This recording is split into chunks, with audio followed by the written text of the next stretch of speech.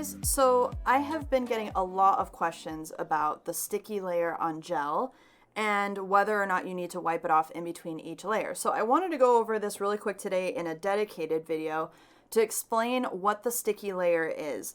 Now, when we typically do a gel service, usually there's 3 steps, right? So we have a base coat, we have a color, and we have a top coat gel. These 3 layers are really important because when you apply your base, you're basically getting the adhesion layer on the natural nail plate. So the base is all about protecting the nail, protecting it from staining, protecting it from wear and tear, and also helping all of the other subsequent layers of gel adhere to the nail. So your base layer is really, really important. And a lot of people get confused after they do their first layer of base coat because it's sticky and they're not sure whether or not they should clean off the stickiness or if they should leave it as they go into their color layers. So I'm going to go over this step by step and show you exactly what this is. And I'm just going to put a thin layer of base coat on here so we can see exactly what I'm talking about. Okay, so if you have seen my previous video on how to apply base coat, you really want to pay attention when you apply your base layer. Your base layer is the foundation for the gel house that you're going to build. So if your foundation isn't on there very well, or if you notice anything wrong with your base layer, maybe it's not applying very smoothly, maybe you've got some pulling or pooling, you want to make sure that your base layer is nice and even and that it's close to the skin without touching. So if you guys get really close, you'll see. Can you see right there? It's like shiny right there on the edges, but it doesn't touch the actual skin. There's a little line where it's still dry, okay? So that's what you want your base coat to look like. And then when you also go towards the tip of the nail, you want to make sure that it's shiny all the way towards the tip and all the way on the sidewalls as well. So just make sure that your base coat is properly applied before you start worrying about any sticky layers. Okay, I'm going to cure this for 30 seconds in my lamp, and then I'm going to apply a layer of this Estemio gel polish. This is the O2 color, which is like an orangey shade. So I'm just going to put this on there real quick so we can talk about that. But I want to talk about the sticky layers in between. So before I fully cure this, I just want to pull this out real quick and show you. On here, my gel is cured. Okay, right now it's semi-cured, but the gel is cured, which means it won't wipe off of the nail. It's actually on there, it's hardened out, it's been polymerized is what we call it. That's the technical term for when gel hardens inside the ultraviolet lamp.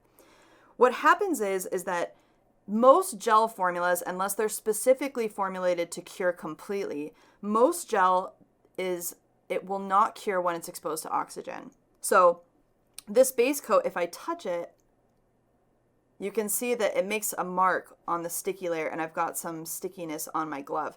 I am wearing gloves because this is uncured gel. This stickiness is uncured product that's on the nail. So you can see that my base is still under there. It's not liquidy and it's not coming off of the nail, but you can see that when I touched it, it's got this stickiness to it. So that stickiness is the gel that was exposed to oxygen in the environment while it was curing, okay? And so this is where people get confused because they go, wait a minute, the gel's still wet. Do I need to wipe that off before I go in with my color layer? The answer is no, you don't have to, because once this sticky layer is covered and it's no longer exposed to oxygen, it will fully cure. Okay, so I'm going to actually quickly grab a little piece of plastic, and I'm just going to rip off. I don't have saran wrap here, but I'm just going to rip off a quick piece of plastic for me to use. All right, so any piece of plastic will do. The whole idea is that I'm trying to completely cover this surface so that it's no longer exposed to oxygen, and I want to show you this really quick. So I am going to make it smooth one more time just so you guys can see this, because I don't want you to see my fingerprint. And again, I'm using gloves when I'm doing this because I don't want to be putting uncured gel on my skin. When gel is in its uncured state, it can actually absorb into your skin, and that's where we get acrylate allergies, because all those ingredients in the gel can actually get into your skin, and your body can react to it with an allergic reaction, and that's how we get allergic reactions to gels. So you don't want to get any gel on the skin. That's why I'm being very careful around the cuticle and the sidewall area. I'm making sure that none of the gel is flooding you know, or pooling into the sides. And that's also why I'm wearing gloves in this video, so that I'm not getting any of this uncured product on my skin. That's very important. Okay, so let me cure this one more time. And I'm just going to use, I'm going to back out for a second so you guys can see. I'm just going to use a regular piece of plastic. This is just like a little mini Ziploc that I ripped off one side. You can also do this experiment with saran wrap. Saran wrap's probably the easiest because it just conforms to the nail so much easier. But I wanted to show you guys what happens when the nail is no longer exposed to oxygen while curing. Okay, so I've got that same tacky layer on here.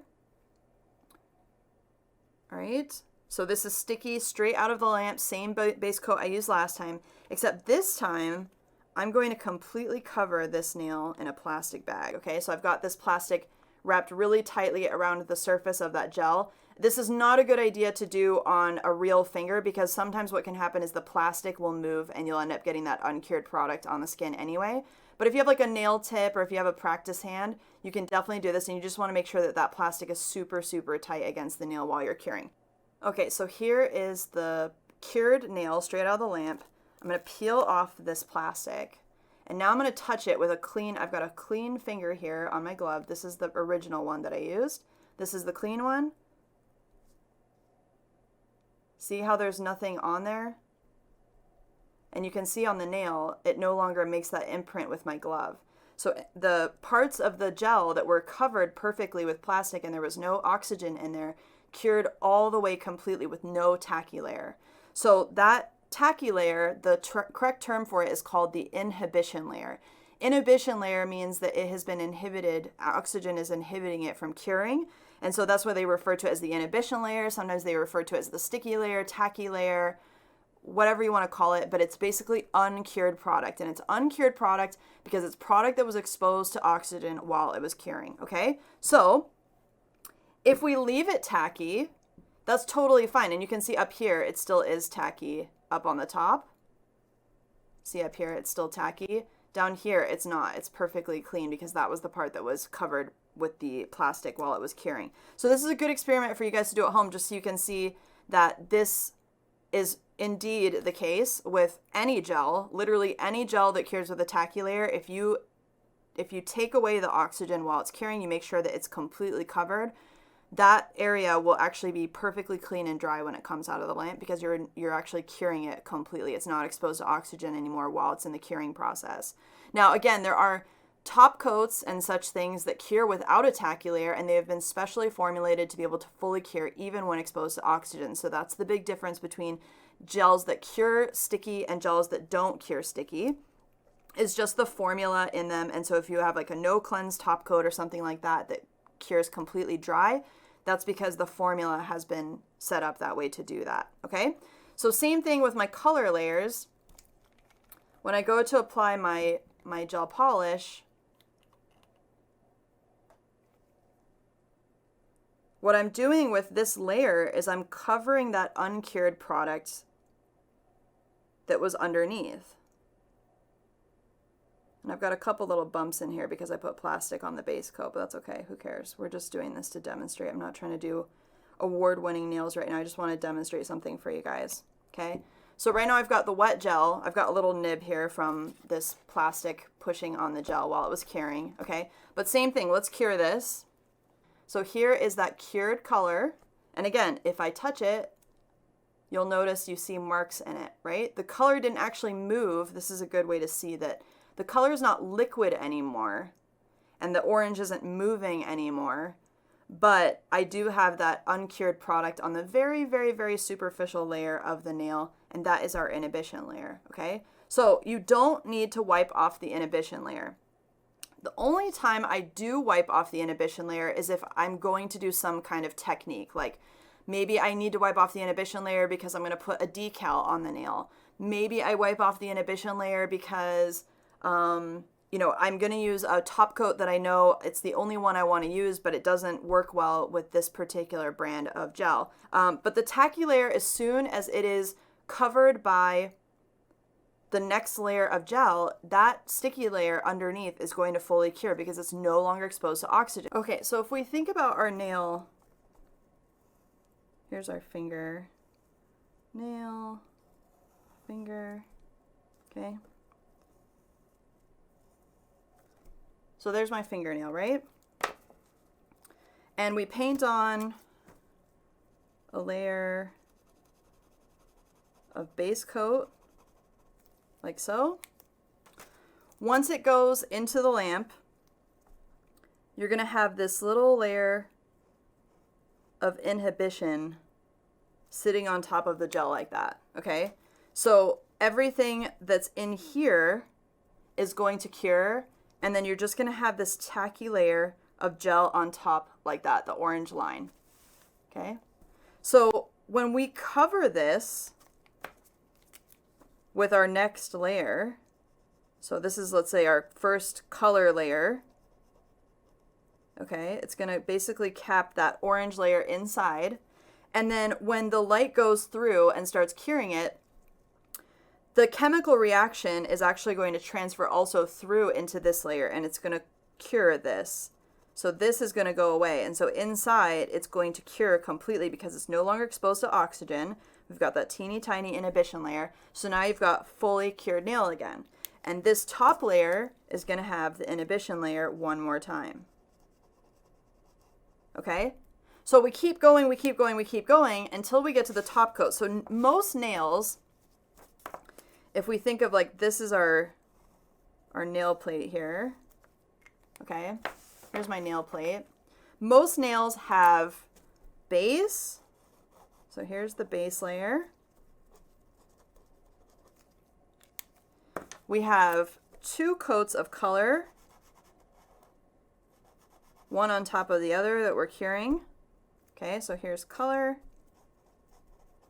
2 coats, okay? And then on the top, we put our top coat. Now, it's important to understand that every single layer in here has an important job. And this is why I like using 3-step systems rather than those all-in-one clean curing gels, because a lot of times when you try and do something all-in-one, it doesn't do anything very well. And so the 3 steps I find work really well because you're getting the most out of every single layer. So our base layer is all about adhering to the natural nail plate. Our 2 coats of color we do thinly to make sure that the light can penetrate through and actually cure the gel because we've got pigment in here. So usually we do 2 thin coats rather than 1 thick one, but literally you could do as many coats as you want. If you've got a super pigmented gel and you only need 1 coat of color, feel free to do 1 coat of color. If you need 2 coats to get that full coverage you're looking for, do 2 coats. And some gels I've seen are so watery that you need to do 3 coats of color. So it really just depends on the formula, it depends on the quality of pigments, and it depends on what kind of look you're going for. But typically for a gel polish manicure, you're going to do 2 coats of color. And all the gel is curing in between as we go. So you don't have to clean any of these sticky layers in between.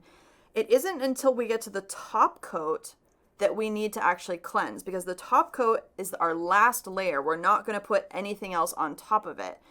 Unless you are going to put art or something and you're going to start encapsulating things, you don't need to cleanse until you're completely done with the manicure. And if you're using a top coat that does actually fully cure even when exposed to oxygen, then you don't even need to cure it then. So all of the layers, you're not even going to be using your gel cleanser at all. So if we think about this as our last layer of top coat and we've got this inhibition layer on here, that is when we whip out our wipes and our cleanser and we cleanse that all off to make sure that we don't have any of that uncured product.